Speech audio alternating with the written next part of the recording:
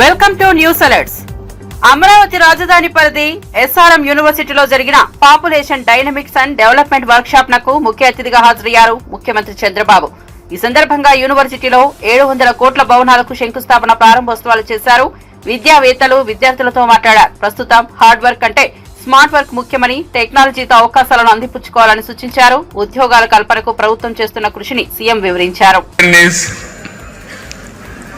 Migration, overall diaspora, if you bring for development, that is his view. I am very happy by hearing all of you. As Chancellor has rightly mentioned, I am writing all their opinions. Sincerely, I am always saying, I am a good listener, I am a student, continuously learning.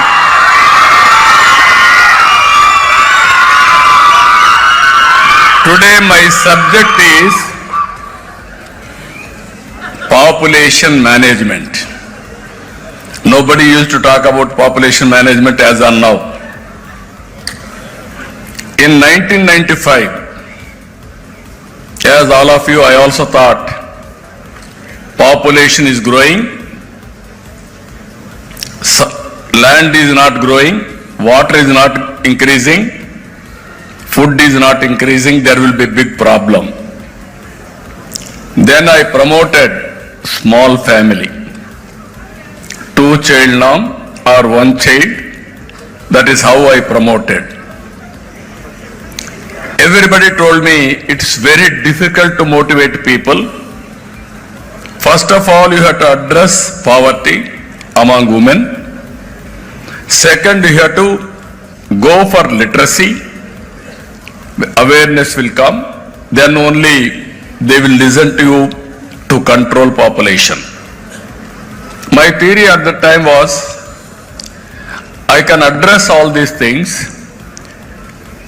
Standalone system I can address, it will take years together, and also it is a vicious cycle.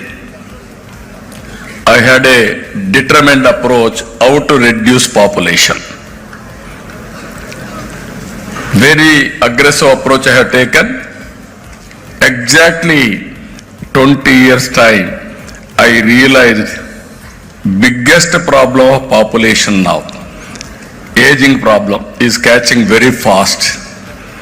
Never it has happened anybody's history. One side. మాజీ ముఖ్యమంత్రి BRS అధినేత కేసీఆర్ తెలంగాణ అసెంబ్లీకున్నారు. ఆయనకు BRS ఎమ్మెల్యేలు ఎమ్మెల్సీలు స్వాగతం పలికారు. అనంతరం వారితో కేసీఆర్ సమావేశమయ్యారు. అసెంబ్లీలో బీఆర్ఎస్ అనుసరించాల్సిన వ్యూహంపై ఆయన దిశానిర్దేశం చేసినట్లు సమాచారం.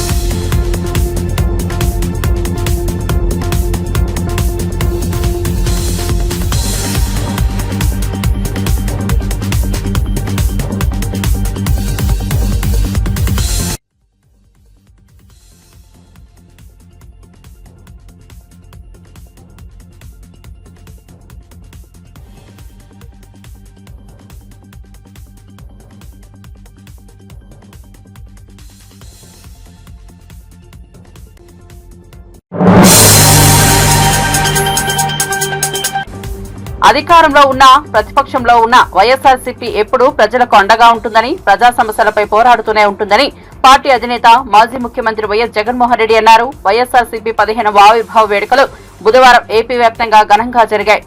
ఈ క్రమంలో తాడేపల్లి పార్టీ కేంద్ర కార్యాలయంలో జరిగిన వేడుకలకు హాజరైన వైఎస్ జగన్ మహానేత వైఎస్ఆర్ విగ్రహానికి నివాళులర్పించి పార్టీ జెండా ఆవిష్కరించి ప్రసంగించారు.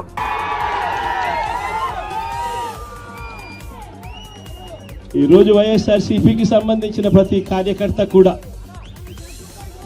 గ్రామంలో ఉన్న ఏ ఇంటికైనా కూడా వెళ్ళొచ్చు. ఏ పేదవాడింటికైనా కూడా వైఎస్ఆర్సీపీ కార్యకర్త సగర్వంగా తలెత్తుకుని కాలర్ ఎగిరేసుకుని వెళ్లే పరిస్థితి వైఎస్ఆర్సీపీకి సంబంధించిన కార్యకర్తలకు ప్రతి ఒక్కరికి ఉంది. ఏ ఇంట్లోకి వెళ్ళినా కూడా వైఎస్ఆర్సీపీ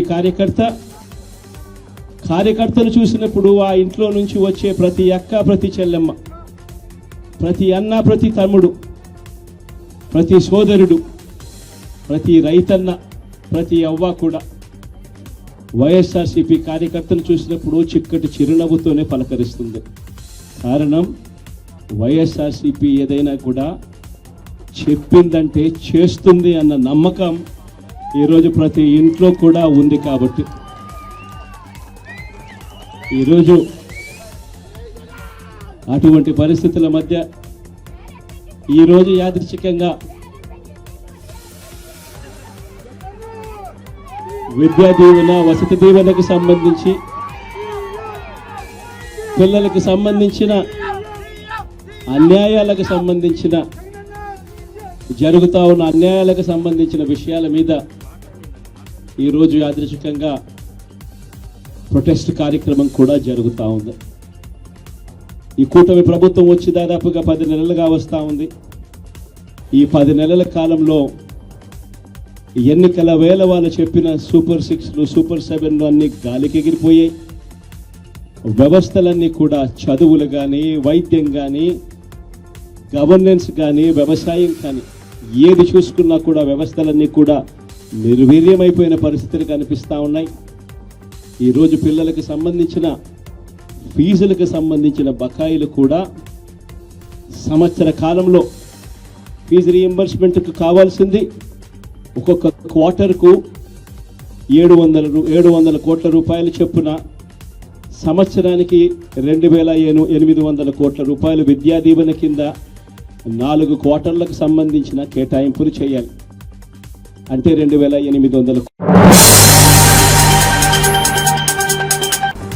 తెలంగాణ చలనచిత్ర అవార్డులకు సంబంధించిన గద్దర్ అవార్డుల ప్రదానోత్సవం ఏప్రిల్లో నిర్వహించనున్నట్లు దిల్ రాజు ప్రకటించారు. గద్దర్ అవార్డుల ప్రదానోత్సవం ఎంపికపై ఇటీవల సీఎం రేవంత్ రెడ్డి విధి విధానాలు ఖరారు చేసిన విషయం తెలిసిందే. ఈ వివరాలను నిర్మాత దిల్ రాజు మీడియా సమావేశం నిర్వహించి వెల్లడించారు. ఉమ్మడి ఆంధ్రప్రదేశ్ లో నంది అవార్డుల పేరిట చలనచిత్ర పురస్కారాలు ఇచ్చేవారని, తెలంగాణ ప్రత్యేక రాష్ట్రం ఏర్పడ్డాక ఈ కార్యక్రమం జరపలేదని తెలిపారు. ఈ క్రమంలో 2014 నుంచి 2023 వరకు విడుదలైన చిత్రాల్లో ప్రతి ఏడాదికి సంబంధించిన ఒక ఉత్తమ చిత్రానికి అవార్డు ఇస్తామని ప్రకటించారు.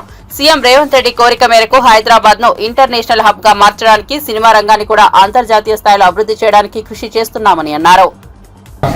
రావడం జరిగింది. సో దానికోసం 2014 జూన్ నుంచి రిలీజ్ అయిన సినిమాలకి, అంటే ఎవ్రీ ఇయర్ 2014 జూన్ నుంచి 2023 డిసెంబర్ 31 వరకు ఎవ్రీ ఇయర్ ఒక బెస్ట్ ఫిలిం కి కూడా అవార్డు ఇవ్వాలని నిర్ణయం తీసుకున్నాం. అలాగే 2024 ఇందాక మీకు చెప్పినట్టు అవార్డ్స్ అన్ని పాత రోజుల్లాగా ఎలా అయితే ఉన్నాయో కొన్ని మార్పులు చేర్పులతో ఫైనల్ చేయడం జరిగింది. సో అప్లికేషన్స్ ఇమ్మీడియట్ గా స్వీకరించి స్క్రూటినీ చేసి జ్యూరీలు కూడా ఫైనల్ చేసేసి ఏప్రిల్లో ఈ అవార్డు ఫంక్షన్ అంగరంగ వైభవంగా చేయాలని ప్రభుత్వం ఆశిస్తుంది. దానికి అందరం ఎఫ్డీసీ తరఫున అలాగే ఫిలిం ఇండస్ట్రీ నుంచి చాలా మందిని ఇక్కడ మేము జ్యూరీ లాగా తీసుకొని చేసి అవార్డ్స్ అనేటి నెక్స్ట్ మంత్ బెస్ట్ ఈవెంట్ చేయాలని గవర్నమెంట్ ఆశిస్తుంది. దానికి మేము కంప్లీట్ చేయాలని ఈ రోజు నుంచి కంకణం కట్టుకున్నాం. అలాగే 2014 నుంచి కొన్ని ఎఫ్డీసీకి అప్పుడు బీఆర్ఎస్ గవర్నమెంట్ ఉన్నప్పుడు సినిమా అవార్డ్స్ అనుకున్నప్పుడు దానికి కొంతమంది ఎఫ్డీసీకి అవార్డ్స్ కోసం అప్లికేషన్ తో పాటు సమ్ అమౌంట్స్ పే చేశారంట. అలాంటివన్నీ 2024 కంటే ముందు ఏవైతే అలాంటి ఏమైనా పే చేసినా ఉంటే ఎఫ్డీసీ నుంచి వాళ్ళకి అవి తిరిగి ఇవ్వడం జరుగుతుంది. ఎందుకంటే 2024 అవార్డ్స్ మనం కండక్ట్ చేస్తున్నాం కాబట్టి ముందు ఎవరన్నా అలా పే చేసి ఉంటే వాళ్ళ అమౌంట్స్ తిరిగి ఇవ్వడం జరుగుతుంది. దీన్ని వాళ్ళు ప్రభుత్వం చూస్తున్నది అర్థం చేసుకొని వాళ్ళు ఎలాంటి కాంట్రవర్షియల్స్ గా చూడకుండా ఒకసారి ఇక్కడ మళ్ళీ తెలంగాణ రాష్ట్రం నుంచి అవార్డ్స్ వస్తున్నాయి కాబట్టి అందరు పాజిటివ్ గా ఉండి ఈ ఈవెంట్ ని విజయం చేస్తే ప్రతి సంవత్సరం మనం సినిమా పండుగ హైదరాబాద్ లో అద్భుతంగా జరుగుతుంది. సీఎం గారికి ఒకటే విజన్, లాస్ట్ టైం నేను చెప్పాను కదా, హైదరాబాద్ ని ఇంటర్నేషనల్ హబ్ చేయాలంటే ఏం చేస్తావు, దిల్ రాజు గారు నాకు ఒక ప్రపోజల్ ఇవ్వని అన్నాడు. అంటే నాకు సినిమా ఇండస్ట్రీ మీద అవగాహన ఉంది కాబట్టి ఇంటర్నేషనల్ హబ్ కావాలి అంటే మొన్నే ఎండి గారితో మేము అందరం కూర్చోవడం జరిగింది. అంతా రెడీ చేస్తున్నాం. ఈ ఈవెంట్ అయిపోయినా దాని మీదకి వెళ్తాం. గవర్నమెంట్ అనేది అవార్డ్స్ ఇస్తున్నప్పుడు ఎవరైనా వస్తారు, స్వీకరిస్తారు. హిస్టరీ అది. గవర్నమెంట్ ఇచ్చే అవార్డు అనేది ఫీజు రియంబర్స్మెంట్ అంశంపై ఆంధ్రప్రదేశ్ శాసన మండలిలో వైఎస్ఆర్సీపీ సభ్యులు ఆందోళన చేపట్టారు. ప్రకటనలు పట్టుకుని చైర్మన్ పోడియం వద్ద నిరసన తెలిపారు. నిరుద్యోగ భృతి, 20 లక్షల ఉద్యోగాల కల్పన అంశాలపై చర్చించాలని వైఎస్ఆర్సీపీ సభ్యులు వాయిదా తీర్మానం కోరారు. దీనికి మండలి చైర్మన్ నిరాకరించారు. అయితే తాము దీనిపై చర్చించేందుకు సిద్ధంగా ఉన్నామని మంత్రి నారా లోకేష్ స్పష్టం చేశారు. ఆందోళనల మధ్య సభ పలుమార్లు వాయిదా పడింది.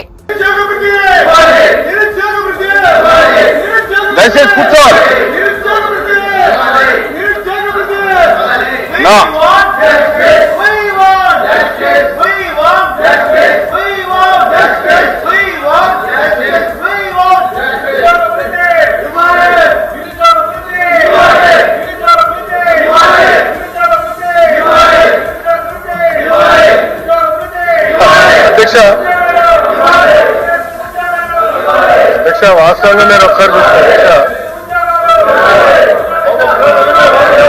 మాట్లాడుతున్నానండి. మీరు అడిగేదాన్ని మాట్లాడుతున్నారు, మాట్లాడలేవండి, మంచిగా మాట్లాడలేవండి. అధ్యక్ష ఒకరు పెద్ద నాకు చెప్పారు అధ్యక్ష, కోర్టులో జడ్జి గారు ఉన్నారు అధ్యక్ష. ఒక నిందితుడిని తీసుకెళ్లారు. ఆ నిందితుడు వెళ్ళి జడ్జి ముందర అని ఏడ్చారు అధ్యక్ష. మాకు అమ్మ నాన్న లేరు, మాకు అన్యాయం జరిగిపోతుంది, నాకు క్షమించండి అని జడ్జి గారిని అడిగి, జడ్జి గారు పోలీసు వైపు చూసి ఎందుకే పాప అనాథాన్ని తీసుకొచ్చి ఇబ్బంది పెడుతున్నారంటే పోలీసులు చెప్పారు అధ్యక్ష, తల్లిదండ్రులను చంపింది ఈడే, అందుకే తీసుకొచ్చి మీ ముందు నిలబెట్టాడు. అధ్యక్ష ఇది ఎట్టుందంటే గతంలో ఫీజు రీఎంబర్స్మెంట్ చేయలేదు అధ్యక్ష. 4,500 కోట్ల రూపాయలు బకాయిలు పెడతారు, దానిపైన ధర్నా అంటారు అధ్యక్ష. వాళ్ళే కరెంట్ ఛార్జీలు పెంచుతారు, దానిపైన ధర్నా అంటారు. ఎట్లా అధ్యక్ష ఇది? ఎందుకు 4,500 కోట్ల రూపాయలు బకాయిలు పెట్టారు చెప్పమనండి. డిస్కస్ చేద్దాం అధ్యక్ష. చర్చకి సిద్ధంగా ఉన్నాం. షార్ట్ డిస్కషన్ ఉంది, దానిపైన చర్చిద్దాం అధ్యక్ష. అన్ని విషయాలు చర్చిద్దాం. ఫీ రీఎంబర్స్మెంట్ గురించి మాట్లాడదాం, వాళ్ళ వల్ల ఎన్ని ఉద్యోగాలు పోయినా మాట్లాడదాం. చర్చకి ప్రభుత్వం సిద్ధంగా ఉంది. సాయంత్రం షార్ట్ డిస్కషన్ ఉంది, డిమాండ్స్ మూవ్ చేస్తాం, దాంతో డిస్కస్ చేద్దాం. Thank you. ప్లీజ్ 1 మినిట్ ఒక్క నిమిషం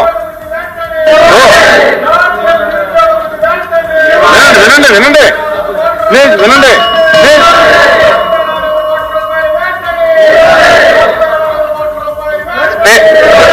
మీరు రూలింగ్ ఇచ్చారు అధ్యక్ష. మీరు రిజెక్ట్ చేశామని చెప్పిన తర్వాత ఈ సభకి శాంటిటీ ఉన్న తర్వాత కాదు సార్, మీరు తిరస్కరించామని చెప్పినారు అధ్యక్ష. చెప్పిన తర్వాత ఈ విధంగా కాల్ చేయటం. లిక్కర్ కుంభకోణంపై మాజీ రాజ్యసభ సభ్యుడు విజయసాయిరెడ్డి సంచలన వ్యాఖ్యలు చేశారు.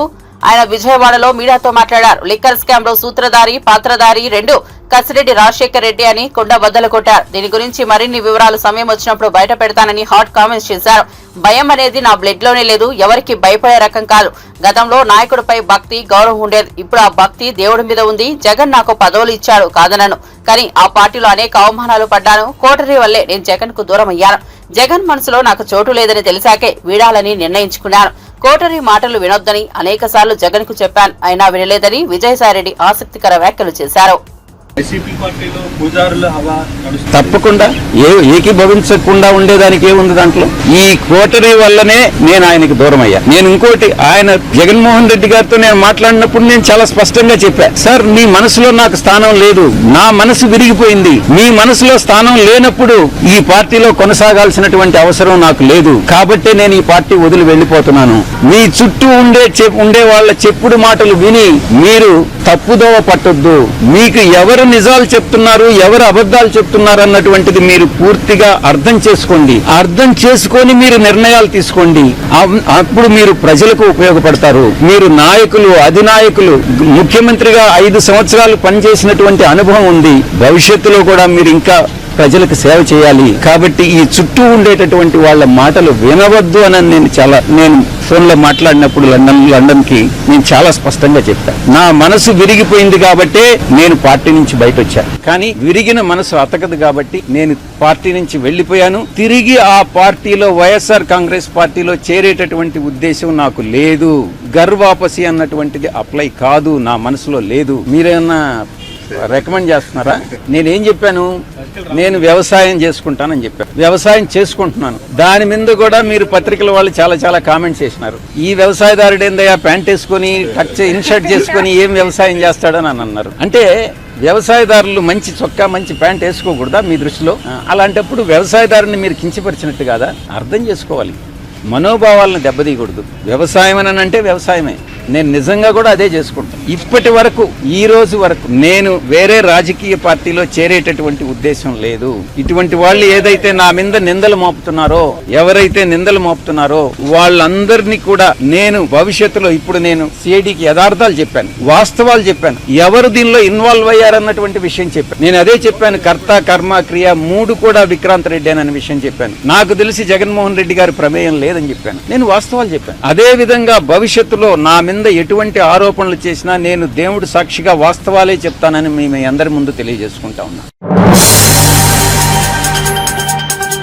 వైసీపీ ఆవిర్భావ దినోత్సవం సందర్భంగా పల్నాడు జిల్లా రెంటచింతలలో వైఎస్ఆర్సీపీ విగ్రహానికి నివాళులర్పించేందుకు వచ్చిన మాజీ ఎమ్మెల్యే పిన్నెల్లి రామకృష్ణారెడ్డిని పోలీసులు అడ్డుకున్నారు.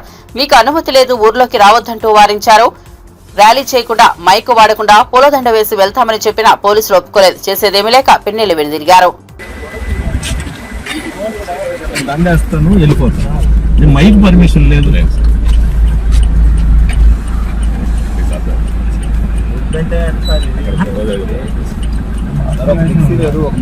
ఒక మైక్ లేదు,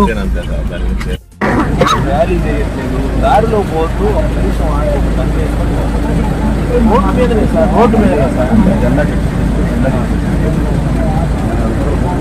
సార్, దండ పెట్టుకుంటాను సార్, జెండా పెట్టుకుంటూ పెట్టుకున్నారు. జెండా పెట్టుకుంటారు.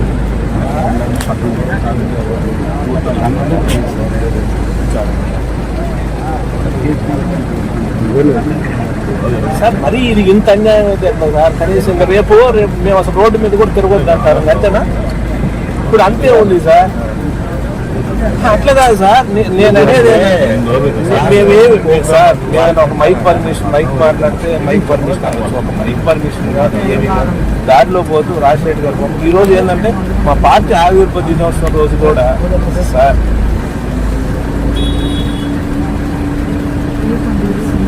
సార్ అసలు లాస్ట్ 5 years వాళ్ళ కార్యక్రమాలు ఏదన్నా సరే, ఒక డిపార్ట్మెంట్ లో ఎవరైనా మీ డిపార్ట్మెంట్ ఎప్పుడైనా ఆపించాలి? ఎప్పుడన్నా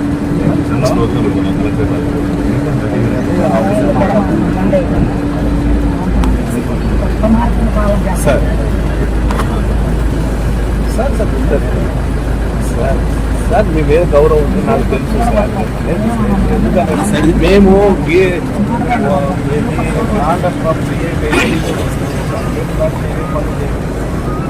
మేము చిన్న చేసిన పర్మిషన్ లేకుండా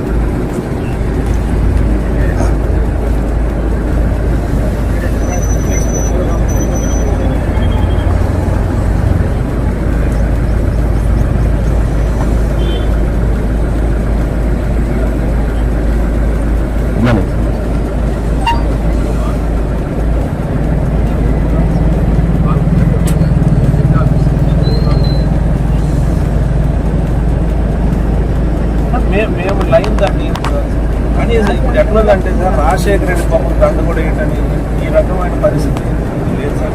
నేను 20 ఏళ్ళ నుంచి ఎమ్మెల్యేగా ఉన్నాను. నేను జనవరిలోనే జాబ్ క్యాలెండర్ ఇస్తామన్న నారా లోకేష్ అన్నారని అయితే ఇప్పుడు అదే విషయంపై ప్రశ్నిస్తే సమాధానం చెప్పకుండా మార్షల్స్ ను పెట్టి ప్రభుత్వం వ్యవహరించడం దుర్మార్గమని ఎమ్మెల్సీ బొమ్మి ఇజ్రాయెల్ విమర్శించారు. బాబొస్తే జాబు అన్నారు, భవిష్యత్తుకు గ్యారంటీ అన్నారు. ఇప్పుడు ఏమైందంటూ ఆయన ప్రశ్నించారు. ఈరోజు శాసన మండలిలో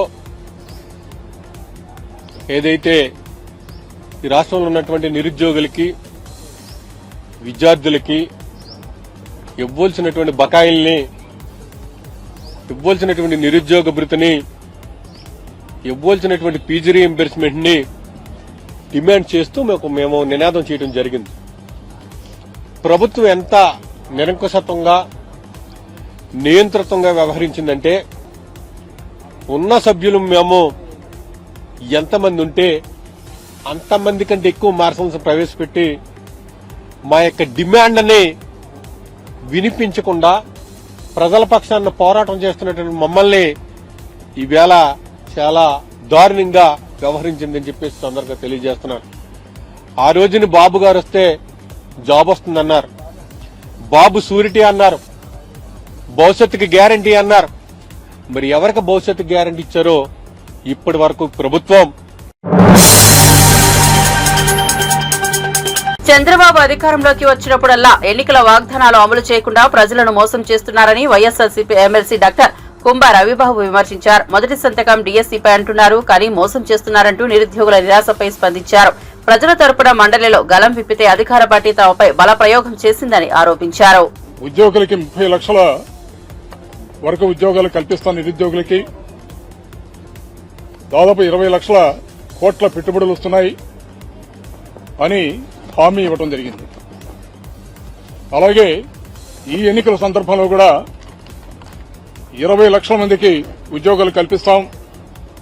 ఉద్యోగాలు ఇవ్వలేకపోయిన పక్షంలో నిరుద్యోగులందరికీ కూడా నెలకి 3,000 చొప్పున నిరుద్యోగ భృతి కల్పిస్తామని ఎన్నికల సందర్భంలో మాట ఇచ్చి, హామీ ఇచ్చి అనేక రకాలుగా మాయమాటలు చెప్పి అధికారంలోకి వచ్చినటువంటి వెంటనే ఇచ్చిన మాట నిలబెట్టుకోలేక అబద్దాలపు ప్రచారాలతోటి ఈ ప్రభుత్వం ముందుకెళ్తుంది. ఇవాళ రాష్ట్ర వ్యాప్తంగా నిరుద్యోగులు చాలా పెద్ద స్థాయిలో లక్షలాది మంది నిరుద్యోగులు రాష్ట్ర వ్యాప్తంగా ఉద్యమిస్తున్నారు. ఇవాళ ఇచ్చిన మాట నెరవేర్చాలి. ఎందుకంటే గతంలో ఫీజు రీయింబర్స్మెంట్ కూడా దాదాపు 3,900 కోట్లు బకాయిలున్నాయి. కానీ ఈ బడ్జెట్లో పెట్టింది కేవలం 2,600 కోట్లు మాత్రమే. గడిచిన బడ్జెట్లో అది కూడా పెట్టలేదు. ఇదంతా మోసపూరితమైనటువంటి కార్యక్రమాలతోటి ఈ ప్రభుత్వం ముందుకెళ్తుంది. 20 లక్షల మందికి ఉద్యోగాలు ఇస్తామని చెప్పి ఈ రోజుకి ఒక్కరికి కూడా ఉద్యోగం ఇవ్వలేనటువంటి దౌర్భాగ్యమైనటువంటి పరిపాలన ఈ పరిపాలన. ఫీజు రీయింబర్స్మెంట్ కనుక 20 లక్షల మంది విద్యార్థులకు ఇస్తే 7,200 కోట్ల రూపాయలు ఈ సంవత్సరానికి ఇవ్వాలి. గడిచిన సంవత్సరం 7,200 కోట్ల రూపాయలు ఇవ్వాలి. కనీసం బడ్జెట్ కేటాయింపుల్లో రూపాయి కూడా కేటాయించకుండా, ఇచ్చిన మాట నెరవేర్చకుండా రాష్ట్రంలో ఉన్నటువంటి నిరుద్యోగులందరినీ కూడా మోసం చేస్తున్నటువంటి ఈ ప్రభుత్వానికి కళ్లు తెరిపించే విధంగా ఇవాళ రాష్ట్ర వ్యాప్తంగా ఉద్యమాలు జరుగుతున్నాయి. ఇవాళ రాష్ట్రంలో దాదాపు 30 లక్షల పైచిలుకు నిరుద్యోగులు ఉన్నారు. కూటమి ప్రభుత్వం చంద్రబాబు నాయుడు గారి అధికారంలోకి వచ్చినటువంటి వెంటనే 20 లక్షల మందికి ఉద్యోగాలు కల్పిస్తామన్నారు. మొట్టమొదటి సంతకం డీఎస్సీ మీద పెట్టారు. అనేక సందర్భాల్లో, ఎన్నికల సందర్భంలో చంద్రబాబు నాయుడు గారు మాట్లాడుతూ ప్రభుత్వం అధికారంలోకి వచ్చినటువంటి వెంటనే మొట్టమొదటి సంతకం డీఎస్సీ మీద పెడతామని చెప్పారు. మరి ఇప్పటికీ దాదాపు 10 నెలలుగా వస్తుంది. ఏమైంది మీరు ఇచ్చినటువంటి వాగ్దానం? లక్షలాది మంది నిరుద్యోగులు. కూటమి ప్రభుత్వం హామీలను గాలికొదిలేసి విద్యార్థులను, నిరుద్యోగులను దారుణంగా మోసం చేసిందని, వాళ్ల తరపున ఎలాంటి పోరాటానికైనా తాను సిద్దమని ఏపీ శాసన మండలిలో ప్రతిపక్ష నేత బొత్స సత్యనారాయణ ఉద్ఘాటించారు. ఫీజు రీయింబర్స్మెంట్ బకాయిలు చెల్లించాలంటూ వైఎస్ఆర్సీపీ ఎమ్మెల్సీలు నినాదాలతో మండలిని మారుమోగించేలా చేశారు. ఈ క్రమంలో మార్షల్స్ ను ప్రయోగించే ప్రయత్నం చేయగా ఆ ప్రయత్నానికి నిరసనగా ఎమ్మెల్సీలు వాకౌట్ చేశారు. అనంతరం బొత్స మీడియాతో మాట్లాడుతూ ఇది అసమర్థ ప్రభుత్వం, రాష్ట్రంలో విద్యార్థులు, నిరుద్యోగులను ప్రభుత్వం మోసం చేసిందని నిలదీశారు. మీ అందరికీ ప్రశ్నిస్తున్నాను. గత డిసెంబర్లో, ఎన్నికల ముందు డిసెంబర్ వరకు ఆనాడు ఉన్న మా ప్రభుత్వం అనా పైసలతో సహా చెల్లించిన విషయం వాస్తవం కాదని అడుగుతున్నాను. డిసెంబర్ తర్వాత ఆ తామాక్యం ఇద్దామంటే ఎన్నికల కమిషన్ ఇవ్వడానికి వీల్లేదని చెప్తే అది బకాయి పడింది. దాని తర్వాత ఎన్నికల్లో వచ్చిన ఆ మంత్ బకాయి పడింది. ఆ తర్వాత ఈ ప్రభుత్వం వచ్చిన తర్వాత అవి బకాయిలు పడ్డాయి తప్ప మా దగ్గర ఇక్కడ ఏ త్రైమాక్షం ఆ త్రైమాక్షమే మేము ఫీజు రింబర్స్ ఇచ్చిన నేపథ్యం. దాంతోపాటు గత ప్రభుత్వం ఇవ్వాల్సిన బకాయిలు కూడా తీర్చిన వైనం. ఈ రకంగా విద్యార్థుల్ని చదువుకున్న విద్యార్థులు ఇబ్బంది పెడుతున్నారు. నిరుద్యోగ యువతని మోసం చేశారు. అడిగితే ఎక్కడా కూడా దానికి సమాధానం లేదు. ఒక విషయాన్ని మనం చేస్తున్నాను, ఆ జాబ్ క్యాలెండర్ని ఎప్పుడైనా ఇవ్వడానికి ప్రయత్నం చేస్తుందా ఈ ప్రభుత్వం? మేము చేశాం, ఉద్యోగాలు ఇచ్చాం. ప్రభుత్వ ఉద్యోగాలు 2 లక్షల మంది ప్రభుత్వ ఉద్యోగాలు ఇచ్చాం. ప్రైవేట్ ఎంప్లాయ్మెంట్ ఇచ్చాం. చిన్న పరిశ్రమలు ఇచ్చాం, పెద్ద పరిశ్రమలు ఇచ్చాం. యువతకు ఏదో ఒక అవకాశాన్ని కల్పించాం. కానీ ఈ ప్రభుత్వం మాటలు తప్ప గాలి తప్ప వాస్తవంగా ఏ ఒక్కటి కూడా చేయట్లేదు. పైపెచ్చు తిరిగి మా మీద దాడి చేస్తుంది. సామాన్య ప్రజానీకం కోసం, యువత కోసం, నిరుద్యోగ సోదరుల కోసం, మహిళల కోసం, రైతు కోసం, రైతు కూలీ కోసం మేము వచ్చి గొంతె తడుగుతుంటే మా మీద మార్షల్తోని మా మీద దాడి చేయించి మా మీద మార్షల్తో వచ్చి మాతో చేయిస్తారా?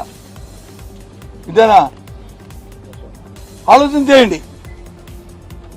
గత ప్రభుత్వంలో సభలో చేసిన తెలుగుదేశం పార్టీ చేసిన గందరగోళం గాని, వాళ్ళ అప్రజాస్వామ్యమైన చర్యలు గాని ఈ కాలంలో చట్టాన్ని చేతితో తీసుకోకుండా చట్ట ప్రకారం రాజ్యాంగబద్దంగా ప్రజల పక్షాన్ని పోరాడుతున్న మా అందరినీ ఈ రకంగా తెలంగాణ బడ్జెట్ అసెంబ్లీ సమావేశాలు ప్రారంభమయ్యాయి. ఉభయ సభల్లో గవర్నర్ జిష్ణుదేవ్ వర్మ చేసిన ప్రసంగంపై బీఆర్ఎస్ ఎమ్మెల్యే కేటీఆర్ సంచలన వ్యాఖ్యలు చేసిన విషయం తెలిసిందే. కాగా కేటీఆర్ వ్యాఖ్యలపై తీవ్ర ఆగ్రహం వ్యక్తం చేసిన PCC chief Mahesh Kumar Goud governor ప్రసంగాన్ని కించపరిచేలా మాట్లాడారంటూ మండిపడ్డారు. బీఆర్ఎస్ నాయకులకు అధికారం పోయినా అహంకారం తగ్గలేదని అసహనం వ్యక్తం చేశారు. గవర్నర్ కు కేటీఆర్ తక్షణమే క్షమాపణ చెప్పాలని మహేష్ కుమార్ గౌడ్ డిమాండ్ చేశారు. ప్రతిపక్ష నేతగా కేసీఆర్ అసెంబ్లీకి రావడాన్ని స్వాగతిస్తున్నామని ఆయన పేర్కొన్నారు. పాలనకు సంబంధించి ప్రజలకు ఉపయోగపడే సలహాలు ప్రభుత్వానికి సూచిస్తే తప్పక తీసుకుంటామని మహేష్ కుమార్ గౌడ్ అన్నారు. తెలీదా గవర్నర్ ప్రసంగం కేబినెట్ ఆమోదం పొందిన తర్వాత వారు మాట్లాడతారనే మాట తెలియకుండా మీరు అవివేకంగా మాట్లాడుతూ ఉన్నారా? గవర్నర్ మాట్లాడిన అంశాలన్నీ కూడా ఇవాళ ఈ రాష్ట్రంలో ఉన్నట్టు కాంగ్రెస్ పార్టీ, కాంగ్రెస్ ముఖ్యమంత్రి, కాంగ్రెస్ మంత్రివర్గం చేస్తున్నటువంటి పలు ప్రజా సంక్షేమ అభివృద్ధి కార్యక్రమాల మీద గవర్నర్ గారు మాట్లాడడం జరిగింది. మీరు 10 ఏళ్ళు ఏమి చేయలేకపోయినారు, సంవత్సర కాలంలో చేస్తూ ఉంటే ఓర్చుకోలేనటువంటి పరిస్థితి మీది. ఇలా ఉద్యోగాలు మీరు 10 ఏళ్లలో 50,000 ఉద్యోగాలు ఇవ్వలేకపోయినారు. మేము 9 మాసాల్లో 56,000 ఉద్యోగాలు ఇచ్చిన మాట ఇలా గవర్నర్ గారు ప్రసంగంలో చెప్పడం జరిగింది. మీరు 10 ఏళ్లలో రుణమాఫీ 26-27,000 కోట్లు ఇస్తే మేము 11 మాసాల్లో 22,000 కోట్ల రూపాయలు రుణమాఫీ చేయడం జరిగింది. ఆ వాస్తవాల్ని గవర్నర్ గారు చెప్పడం జరిగింది. మీరు వాస్తవాలు మీకు పట్టవు. గవర్నర్ మాట్లాడేటప్పుడు ఏ రకంగా ఒక క్రమశిక్షణ ఉండాలో మీకు పట్టవు. వెనుక ఉన్న మీ పోకిరి ఎమ్మెల్యేని ఎగేస్తూ ఉంటారు, పోగేస్తూ ఉంటారు, గవర్నర్ని డిస్టర్బ్ చేస్తూ ఉంటారు.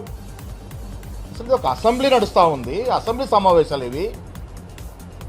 అసెంబ్లీ సమావేశాల్లో శాసనసభ్యులు గవర్నర్ మాట్లాడేటప్పుడు ఏ రకంగా ఉండాలో కూడా తెలియక విచ్చలవిడిగా అల్లరి చేయడం, గవర్నర్ యొక్క వ్యవస్థని అవమానపరచడం అనేది బీఆర్ఎస్ నాయకులకు అలవాటుగా మారింది.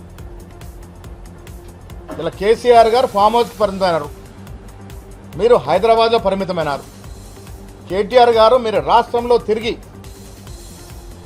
కింది స్థాయిలో పర్యటిస్తే కాంగ్రెస్ అభివృద్ధి కానీ సంక్షేమం కానీ మీకు తెలుస్తుంది. మీరు పర్యటనలు చేయకుండా హైదరాబాద్లో కూర్చొని ఇష్టారీతిగా కాంగ్రెస్ పార్టీ గురించి మాట్లాడుతూ ఉన్నారు. ఈ రాష్ట్రంలో జరుగుతున్న అభివృద్ధి, ఈ రాష్ట్రంలో కాంగ్రెస్ పార్టీ ఇస్తున్న సంక్షేమం, రైతులకు ఇస్తున్న సంక్షేమం, విద్యా వైద్యం పట్ల మేము అనుసరిస్తున్న వ్యూహం